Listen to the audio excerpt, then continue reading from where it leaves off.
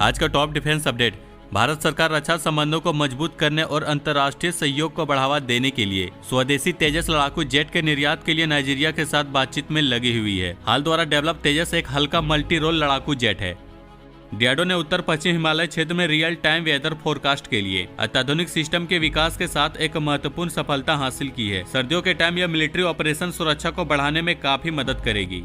भारत के defence secretary Giridhar Aramane ने अत्याधुनिक फोलियज पेनेट्रेटिंग रडार टेक्नोलॉजी की जीवन रक्षक क्षमताओं को हाईलाइट किया है। अरमाने के अनुसार अगर इस टेक्नोलॉजी को क्षेत्र में सैनिकों द्वारा तैनात किया जाता है तो जम्मू कश्मीर में जान माल के नुकसान को रोका जा सकता है।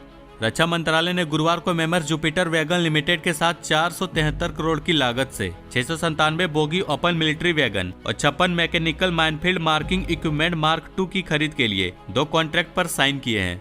भारत अपने advance medium combat aircraft AMCA के साथ 5वीं पीढ़ी के फाइटर क्लब में शामिल होने से पीछे हो सकता है, लेकिन असल में यह उससे भी आगे होगा।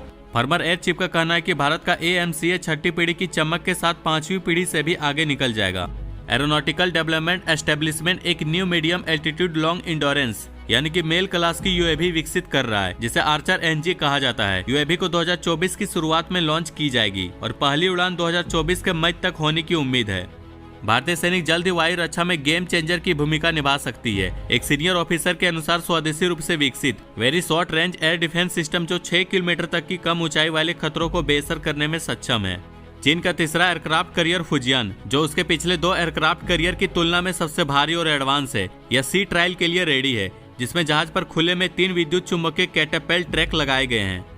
डियाडो ने फ्यूचरिस्टिक मैन बैटल टैंक यानी कि FMBT के लिए प्रोटोटाइप डेट्रन 1500 HP इंजन के ट्रायल सक्सेसफुली कर ली है, जो देश के आर्मर वारफेयर कैपेबिलिटीज को बढ़ाने की खोज में एक प्रमुख घटक है। 2030 से इंपोर्ट होने वाले रसन T-72 टैंक की जगह लेने वाला फ्यूचरिस्टिक मैन बैटल टैंक अपने रक्षा बलों के स्वदेशीकरण की दिशा में एक महत्वपूर्ण माइलस्टोन है। डेट्रन 1500 HP इंजन का सफल परीक्षण FMBT परियोजना को साकार होने के एक कदम और करीब लाता है और उम्मीद है कि FMBT एक अत्याधुनिक आर्मर व्हीकल होगा, जिसे आधुनिक युद्ध की उभरती चुनौतियों का सामना करने के लिए डिजाइन किया गया है। भारत की हाईली एंटीसिपेटेड अकुला क्लास की न्यूक्लियर पावर अटैक सबमरीन चक्रा 3 का भाग अधर में लटका हुआ है, क्योंकि रूस डिलीवरी में देरी से जूझ रहा है और भारत फाइनेंशियल बाधाओं से जूझ रहा है। विदेश मंत्री S जयशंकर की हालिया यात्रा के दौरान रूस के आश्वासन के बावजूद इस महत्वपूर्ण पानी के नीचे की वेपन को हासिल करने का रास्ता पूरी तरह से साफ नहीं हुआ है। 2019 में भारत ने 1 दशक के लिए अकुला क्लास की पनडुब्बी लीज पर लेने के लिए रूस के साथ $3 बिलियन का सौदा किया था, जिसे चक्रा 3 नाम से जाना जाता है। भारत की समुद्री शक्ति को बढ़ाने और क्षेत्रीय विरोधियों को रोकने के लिए किया गया था। आज का क्वेश्चन ऑफ द डे,